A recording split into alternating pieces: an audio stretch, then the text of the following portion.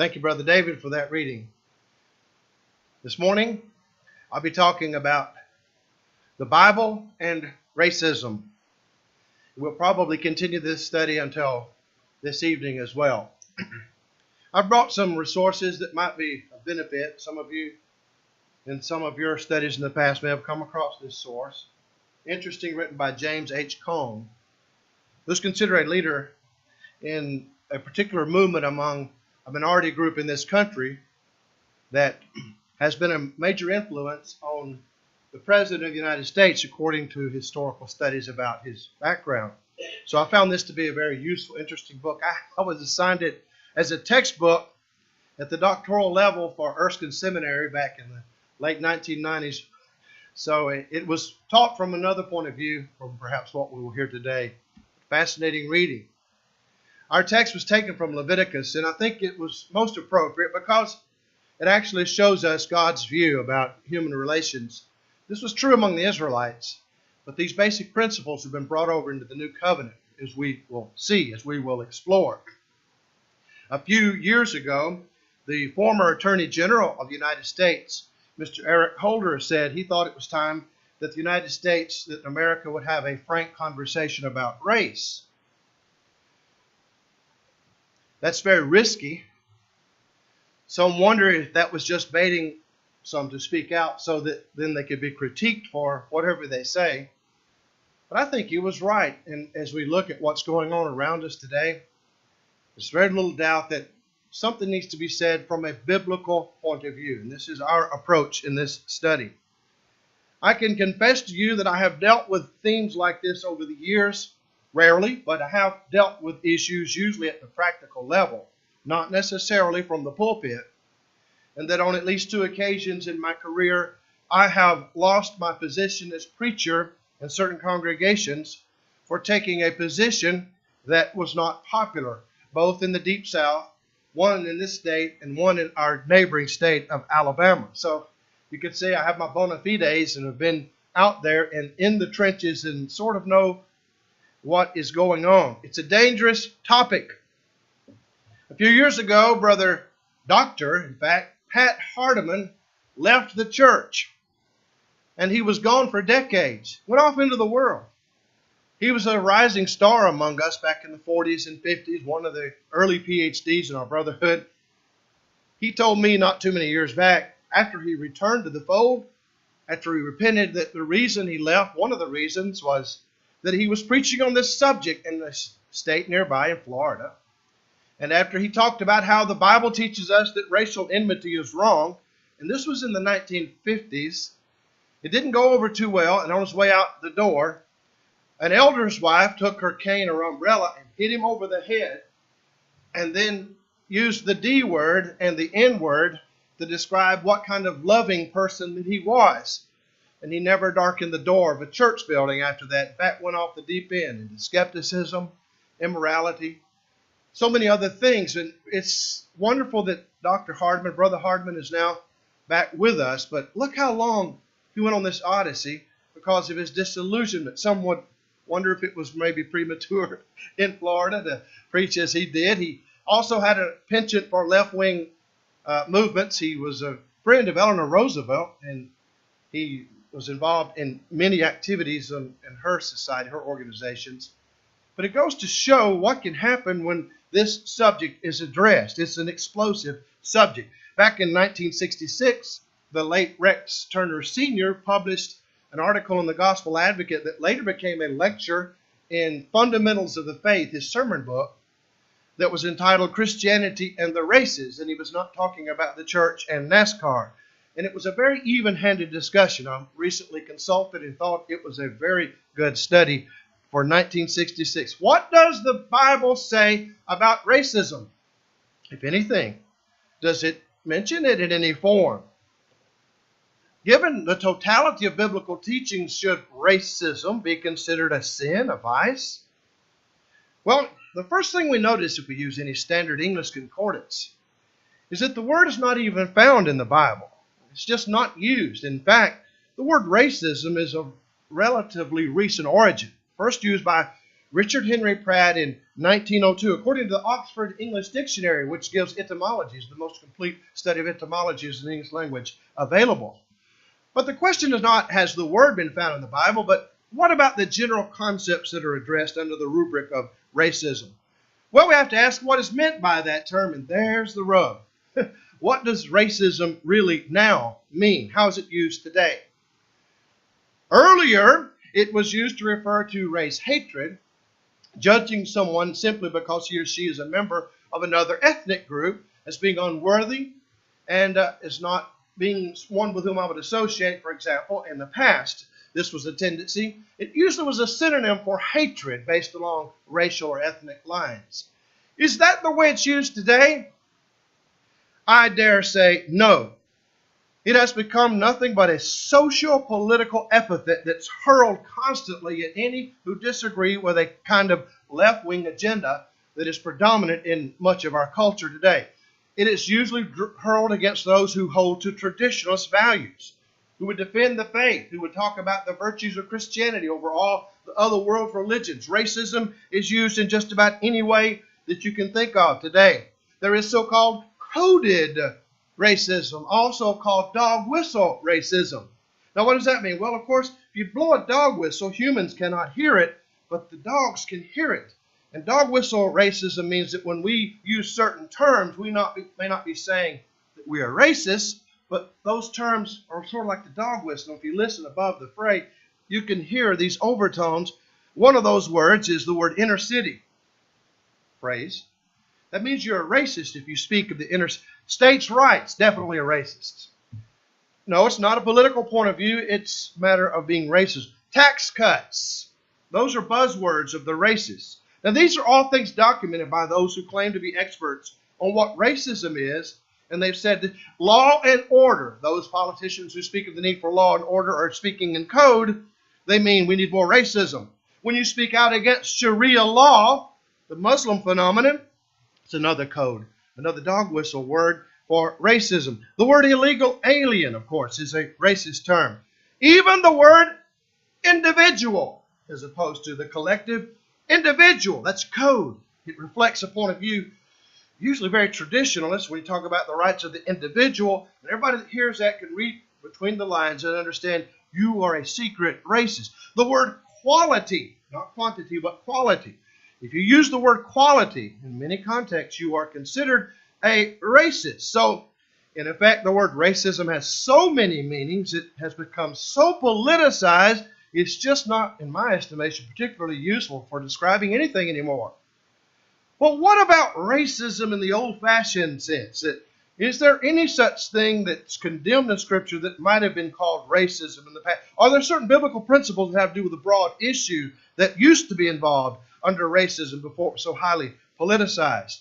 What does the Bible teach about race relations? The first point we must notice is that in the very beginning of the book of Genesis, we learn how we originated, how all humanity came into being. And we understand it's through the first pair, Adam and Eve. We take that to be literal history, not just a myth or a legend or figure of speech. That it actually occurred that way, and there was actually a first man, and all have descended from this first pair. Paul wrote or said to the Athenians in Acts 17:26 that God had made of one blood, King James says, all the nations of the world to dwell upon all the face of the earth. We're all made in the image of God, Genesis 1:26. This is the biblical explanation, or the beginning thereof, of where the races came from. Racial differentiation, as we shall see. Where did the different races come from? Some in the past have had explanations. For example, a very well-known race leader, Mr. Malcolm X of Omaha, Nebraska, who was well-known back in the 60s before he was murdered, actually had his theory, a member of the Nation of Islam, a follower of Elijah Muhammad, a weird brand of, Islam that was not really authorized by Orthodox Islam in the Middle East, said that the white race, for example, came about through the myth of Jacob. Anybody heard of the myth of Jacob? He taught this everywhere he went. The myth of Jacob sustains that 6,000 years ago, an evil black scientist made the white race in his laboratory. And he did that as a scourge to all good black people in the world to punish them for 6,000 years. And once the 6,000-year period would be up, then the white man would lose his dominion as the devil. He was made as a devil by this evil black scientist. That motivation is never explained. And it was supposed to have ended in the year 1970. So much for the prophecies or the prediction. This was according to the teachings of Muhammad the prophet. But Muhammad, as Malcolm X heard his voice, as Malcolm X understood him. Well, there were many who believed in the myth of Jacob. I don't think that's the proper explanation. I believe biblically there are other ways to look at where the races came from. Most approximately, we came from 3 sons of Noah, Shem, Ham, and Japheth, Genesis chapter 6 to 9. So it's likely that racial differentiation as a biological factor began with the respective migrations of the descendants of these 3 sons of Noah. That appears to be indicated in Genesis 10 in the table of the nations, where you have the differentiation of the groups that were the descendants of Japheth, usually, basically, but not always. There are many exceptions going into the north, into Europe. The descendants of Shem staying basically in what we call the Middle East, with some exceptions, and the descendants of Ham staying in parts of the Middle East, as in Canaan, and also into parts of Africa. We'll discuss this in a moment, but notice that none of this is in any way carrying a brief for Darwinian evolution explanations of the differentiation between the races. Not, by the way, a very complimentary kind of explanation of how the races came about. Darwinism would hold some races are closer to an animal ancestor than others. So you have social Darwinism, which is a natural consequence of Darwinism. It has been the bane of Western culture ever since Mr. Darwin went on his trip on the Beagle and came back with his strange ideas. But it is undeniable that there are minor variations within species. There is only one human species. One. There are not many human species. There's just one. Homo sapien is the species. Can intermingle, can intermarry, and cross-fertilize. But there's been geographical and genetic isolation of populations from people moving into areas and having little concourse and little contact with others, so that certain kinds of genes that were already there, inherent in the beginning of the race, were brought out and others were not. If the first human pair, for example, was heterozygous, that means having the combination of 2 chromosomes, or genes rather, two dominant and 2 recessive genes. The A, capital A in the small case A, the capital B in the small case B, which would dictate what kind of melanin content the skin would have as one criterion for racial differentiation. And then we can see how very quickly, even within one generation, there could be racial differentiation among the descendants of the first human pair. Of course, we have to go to the funnel through which the humanity came at the time of Noah and his 3 sons. And even from that, because of these traits of the genes, it could have happened that nature would select for some who have certain types of melanin, more melanin for the darker, for persons who live in the sunnier climes, less melanin, because it actually can cause some problems with vitamin deficiencies to have too much melanin, which promotes the darker skin, living in the higher northern climes, the colder countries. So those things seem to work out that way. The Bible doesn't specifically address it, but there are implications there. And if that's the way, and it appears to be that's how racial differentiation came about, then it was ultimately providence that had its hand in all of this and allowed racial distributions to occur. That's very simple. What is not so simple is another question. And it is frankly an explosive question to ask in our time. And that is, has providence permitted all ethnic groups to develop along the lines of absolute equality in every single respect? Even to ask the question is to bring a hush upon the room where the question is raised. Many wonder, where's this going? Asking, are there inherent differences of any kind whatsoever among the various races? Well, to begin with, there are certain things that geneticists tell us are undeniable facts. Among persons who are descendants of those from sub-Saharan Africa, there's a phenomenon known as sickle cell anemia. Other races do not get this affliction. There are other kinds of afflictions that happen among the Caucasoids who live in northern Africa. No, they're Caucasoids. That means they are of a race we normally say Caucasian.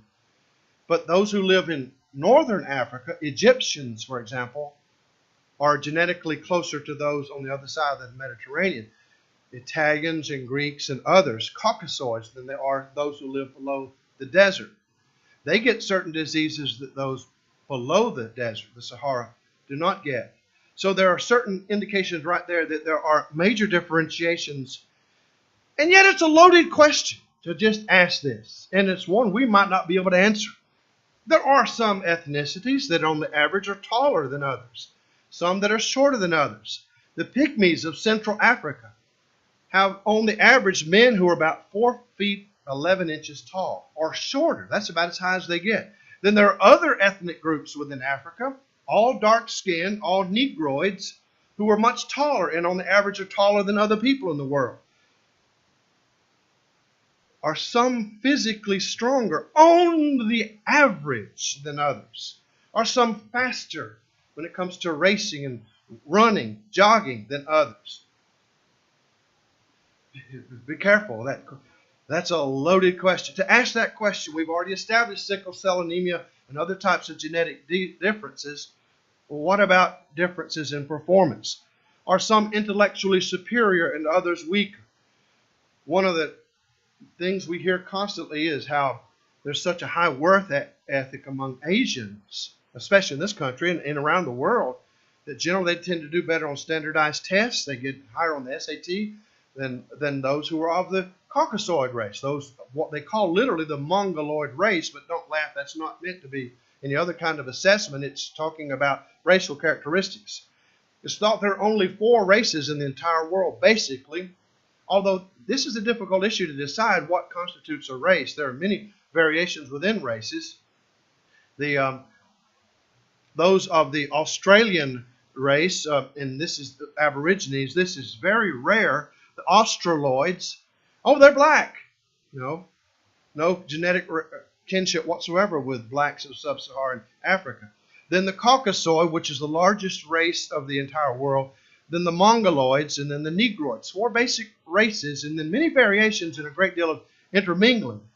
But are some intellectually superior or weaker? That's a very explosively sensitive question. In fact, the United Nations conventions have proscribed asking it. That question cannot even be asked. Remember a few years ago in 1994, there were 2 psychologist scholars who made the mistake of just studying some information. Richard Herrnstein and Charles Murray, they published a book called The Bell Curve.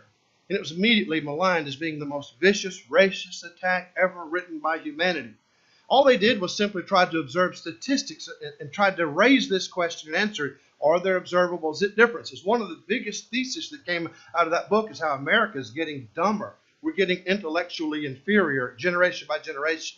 And they pointed out because those who tend to be intellectually superior defer marriage and having children.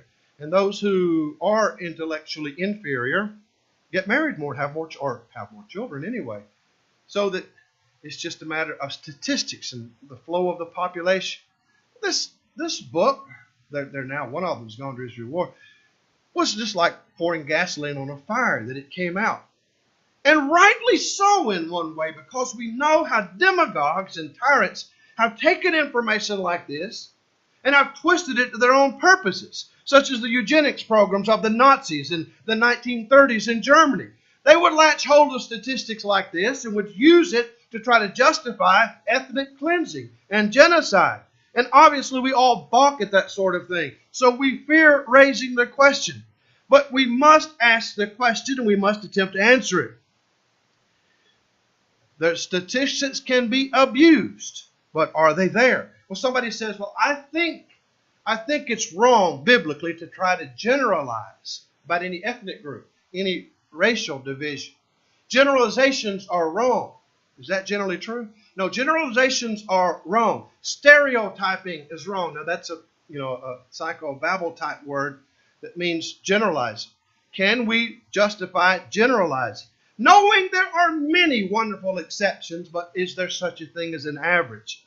The Apostle Paul in the book of Titus, chapter 1, verses 12 to 13, was talking to the young preacher who had been sent to the island of Crete.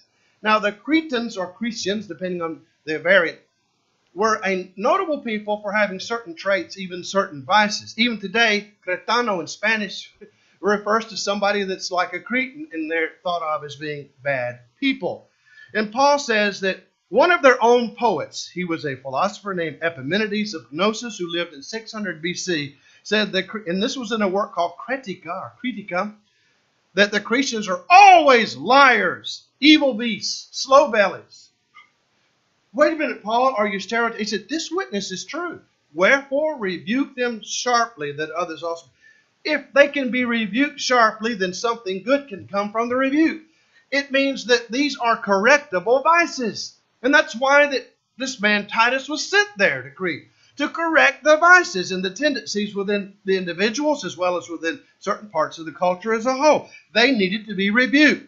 Correctable bad tendency shows there is free will, and even the Cretans can do better than Cretan culture has been in the past. This says nothing about any possible kind of genetic differences. That would even really be irrelevant. It doesn't matter in the end. If the vices are correctable, then the gospel can correct them. Can we make generalizations? Paul also talks about the Jews in general terms. And guess what? He was one. 1 Thessalonians 2:15, he says, they please not God and are contrary to all men. Well, is that true of every Jew? No. There were wonderful exceptions. The early church was the wonderful exception. The first apostles, Jesus himself, was the wonderful exception, but generally that was the case. Long ago in the book of Genesis, chapter 16 and verse 12, it was predicted that Ishmael, the son of Hagar and Abraham, who basically now is the father of many Arab peoples, that Ishmael would be considered a wild man. He would be against all people, and all people would be against him.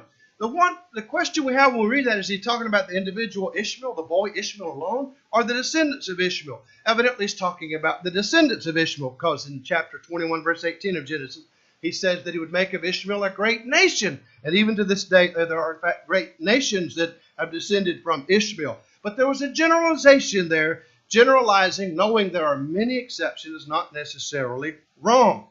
How could the Israelites otherwise have known to eradicate certain fierce tribes of Canaan, the perverted tribes that were guilty of incest and idolatry and every kind of sexual perversion under the shining stars that had filled up to the brim the wrath of God, so that they had to be annihilated by the conquering Israelites? How could you have an all-encompassing judgment on a whole culture if it's impossible to generalize? And there were wonderful exceptions. Rahab the harlot at Jericho was not under the corporate ban against all of Jericho, where even the children and the women were supposed to be destroyed, and the donkeys and everybody. Not Rahab and her family, because good people who rose above their culture were spared.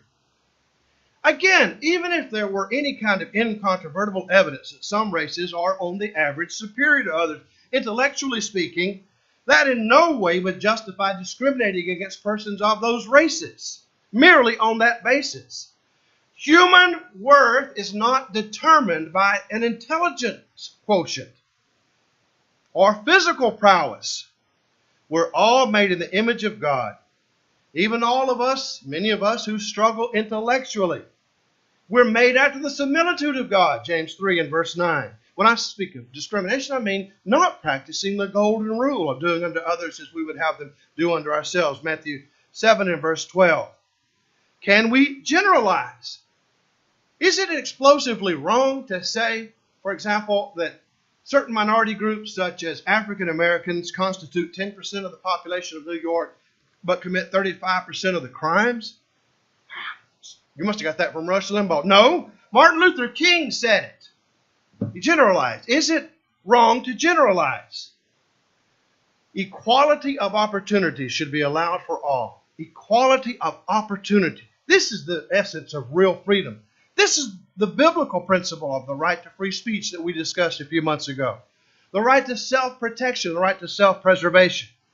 But it may not always lead to equality of outcomes. That depends upon individuals. It depends upon sometimes entirely factors that are beyond our control. There are strong persons and there are weak persons in any society. In Romans 15 and verse 1, Paul talks about spiritually weak persons, and he says, "He that is strong ought to bear the infirmities of the weak."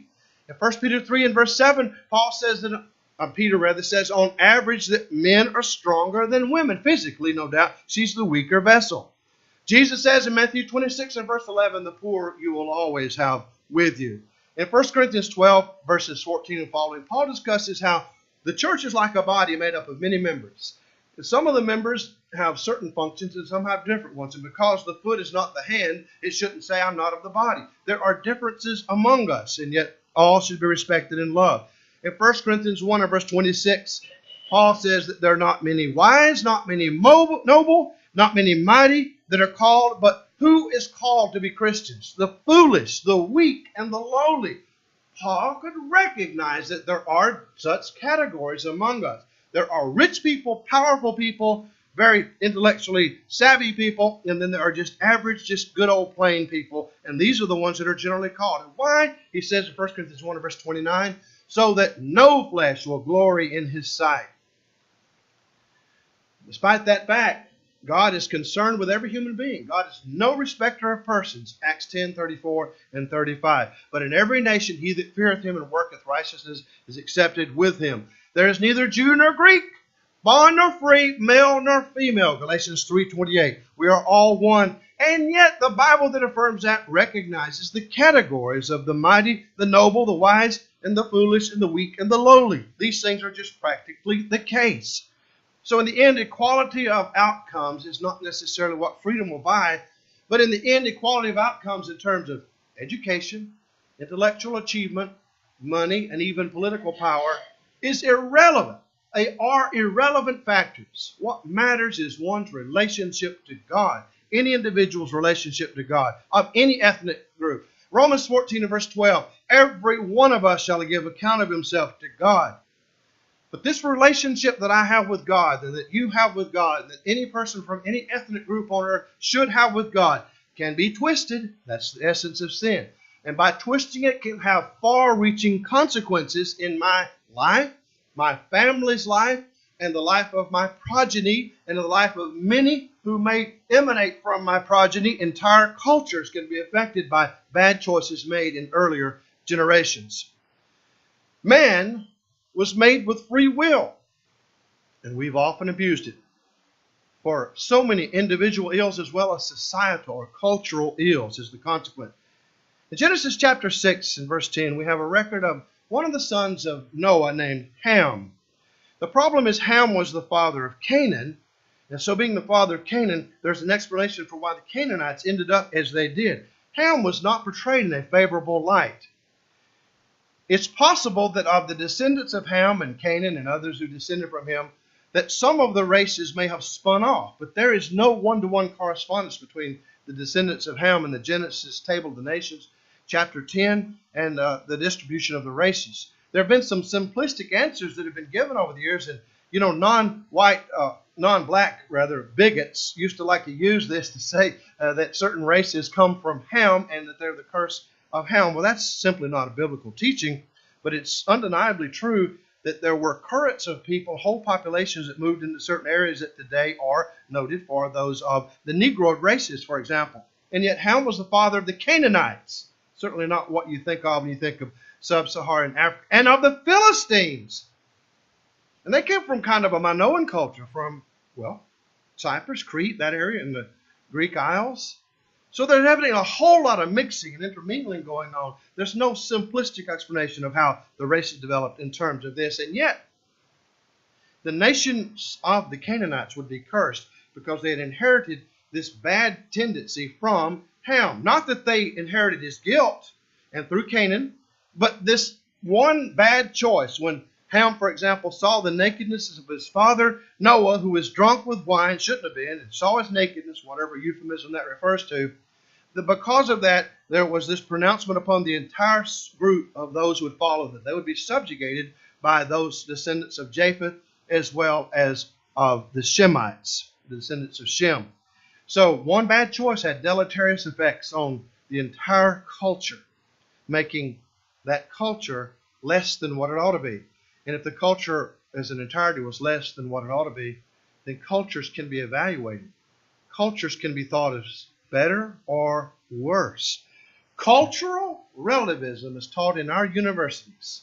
The idea of multiculturalism and diversity as a buzzword is totally, absolutely false from a biblical point of view. The idea that every culture is of equal value to any other culture. Groups of people as a whole can make bad choices. The Cretans are always liars, evil beasts, and slow bellies. This witness is true, Paul says. I think he said it by the Spirit of God. You could say it about my culture. There are many things about the Celts that are not so complimentary. Celtic culture and my distant ancestry. Those things would be true. So those things need to be worked out of even my own life from inheritance from the culture. Cultures that are centered on God, God's true revelation, have an advantage over cultures that are centered on man-made religions or centered on demon worship. And ultimately, that's what man-made religions are. Demon worship, Paul teaches. At the heart of any culture, James Davidson Hunter says in Culture Wars, and he is a student of these things, a sociologist and historian, is religion. At the heart of any culture, at the core of the culture is religion or systems of faith. At the heart of religion are its claims about the world. Ultimately, the worldview and ultimate truth claims shape the culture and make it that way. So, if some truth claims are better than others, then those cultures who generally believe in those truth claims are better off than cultures that do not. So in terms of religious and moral criteria, cultures are to be evaluated. Some are better than others. Somebody says, well, technologically too. Maybe, but in the end, that's kind of irrelevant to God's evaluation, whether cultures have electric lights and running water. Those things often will go with a strong work ethic, but they're not necessarily associated with a good culture. A good culture is one that follows Christianity. I would personally prefer a Christianized rural peasant culture to a technologically advanced culture that is thoroughly secular, thoroughly atheistic. Even a culture in the heart of a remote jungle. There are two basic philosophies among black leaders about how to solve the situation that these minorities have suffered in our country, undeniably suffered. There are the integrationists, such as represented by Martin Luther King Jr., who wanted to blend in and have a colorblind society, and everybody to be judged by the merits of their proximity to gospel obedience. And then there are the black nationalists, represented by Malcolm X, represented by Mr. Jeremiah Wright, represented by James Cone, represented also by a president. The black nationalists want to, just as the name implies, to have separatism, and they don't want it. They resist integration. They look down upon Martin Luther King's point of view of loving and forgiving and living and letting live. They want to stir up strife and hatred. Mr. Malcolm X said that all the churches should be bombed and all the preachers should be killed. He said that literally. He was a black Muslim. And he also said that Christianity is a white man's religion. Christianity should be rejected, and the black man's religion is Islam. This is dangerous. We see these tendencies now. Why is Islam gaining a foothold? Because the disaffected have learned that both Marxism and Islam can be co-opted for these movements. And they can take those who are discontented among those groups and convert them to those causes and use those causes to destroy Christianity. That's what it's all about. Christianity. It's absurd to say Christianity is a white man's religion. It started among the Jews, Shemitic people, not the descendants of Japheth. Furthermore, although it did go into Europe and it took a foothold in Europe, today, I am told, that the largest groups who profess Christianity in the world are not found among the Caucasoid races, but among the Negroid races in Africa. And it has been said that our country may need to be re-evangelized by those who will come from Africa to teach us. Malcolm X was completely, totally mistaken. But the facts don't matter. It's just a matter of the propaganda and demagoguery. And he used this to try to stir up hatred and strife, so contrary to Christian teaching. Of course, he was not a Christian and hated Christianity. So the real struggle ultimately today is not racial. It is religious. It is ideological. It's between Christianity and everything else. This is the bottom line. This is what we're facing. This is why there's turmoil on our campuses today. This is why so many today are standing for these causes and are getting worked up over things such as an imagined swastika painted with feces. How appropriate, of course. I hate Illinois Nazis, as the Blues Brothers said. Just as I hate those who would stir up trouble from the other side, the Nation of Islam. Just as bad. Today represented by Mr. Farrakhan and others. Cultures that are centered on God are morally superior. By the way, Malcolm X recognized he was ahead of his time a long time ago, and he said white people are associated with Christianity. They believe Christianity is true. It's better than every other religion. That's why they think white people are better. No. Has nothing to do with the race. Has nothing to do with ethnicity. White, black, red, and yellow think that Christianity is true, and any rival to it is false. Christianity is true. The ethnic divide is irrelevant. How could you possibly evaluate one culture over another and say one is better than another? There would have to be some objective transcultural standard by which to make that determination. What is the standard? Is it relativism? Secularism? Naturalism? The Davos culture of the people who gather in Switzerland from time to time to try to promote a one-world global culture? No. It has to be Christianity, because if Christianity's truth claims are correct, and they are, then only Christianity can be the moral standard for the entire world. And as cultures, entire ethnic groups more or less approximate the teachings of Christianity, the ideals of Christian theism, to that extent, and to that extent alone, can we ultimately judge those cultures as better than other cultures. And yet, recognizing the possibility of generalizations, broad sweeping generalizations, Christians have to know that every person is not an ethnic group. Everybody with whom we deal is an individual. Individuals will stand before God or fall before. Individuals can rise above their ethnic groups, or they can fall below their ethnic groups, the average moral, intellectual, or religious tendencies within those groups. If this were not true, we would end up having to practice ethnic enmity, which is condemned as a work of the flesh, as we studied recently in Galatians 5:19 and following. Enmity is taught to be a sin in the Bible. Hatred or enmity is condemned in the Scriptures. The Lord willing, we want to see how that's the case this evening in some specific detail. We want to view what the Bible says about hatred based on race from either side of the racial divide. We want to look at the story of Jacob and Esau. We want to look at how complaints and grievances are an industry that can destroy a whole country, and how Christianity is the only solution to bring about peace in our time. We'll even discuss the question of genocide in the Bible and look at some other issues that are hot button issues of our time. I hope that you can make it back this evening to hear that. But the bottom line is this: every one of us will give account of himself to God, not as members of a racial minority or majority, but as individuals, regardless of skin color.